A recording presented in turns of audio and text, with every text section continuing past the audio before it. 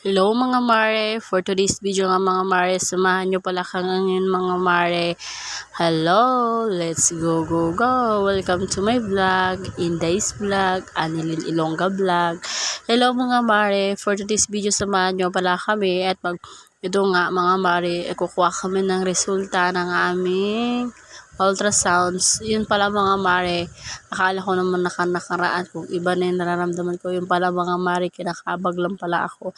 Yan, samahan nyo pala kami mga mare, sumakay na kami ng tricycle kasama ko ng aking mama kasi nagpa-ultrasound din siya pala mga mare. At ayun nga mga mare, ang resulta ng kanyang ultrasounds ay meron siyang kidney stone sa kanyang left side and may infection din pala siya mga mare.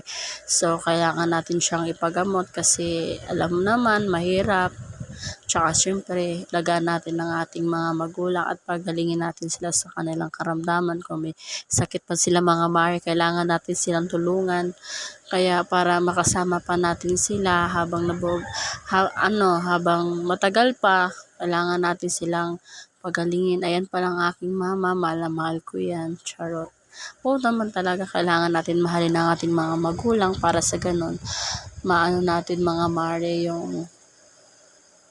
yung sakripisyo nila para sa atin, sakripisyo nila dito sa mundong ito para mabuhay lang tayo, lumaki ng maayos, maging magalang at maging mabait na tao.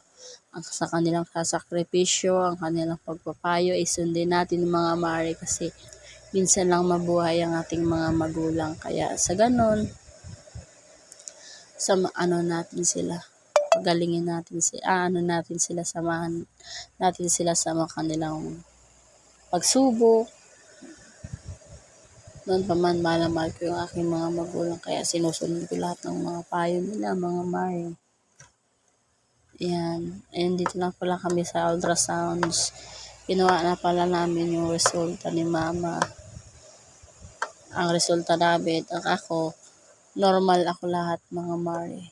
So thank you Lord, thank you God for this day na safe naman pala ako kasi nakaraan mga mare, kung hindi wala pa pala nakakaalam, dati na pala akong may kidney stone at nagamot ko na pala yun. Ito naman pala si mama, ang dami niya palang kidney stone, tsaka yun yung resulta ng ultrasound niya.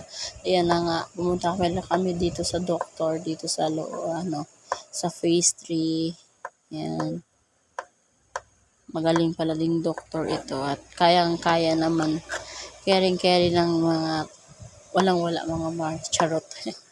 Yan, nag-ano na nga siya, nagpe-fill up na siya dyan. Yung palang aking mothers. Yan, ito pala ako mga mare. So, yan na nga pala mare, update pala sa ating pagda-diet. Ayun na nga mga mare, kasi sabi ko sa inyo, magda-diet ako hanggang 62 or 60 ako mga mare. Hanggang November 30. So, ayun na nga mga mare, nabawasan na pala ako ng isa. Ngayon, 63 na lang pala ako mga mare kasi nagpatimbang din pala ako. Ayan na pala sila mama. Ayan, naghihintay na pala kami dyan nang pumasok sa doktor at hindi na pala kami naka-video doon mga mare kasi bawal na. Ayan. Yun. Tapos, ayan, pauwi na pala kami dyan mga mare. So, yun lang pala. Thank you for watching. Bye-bye mga mare.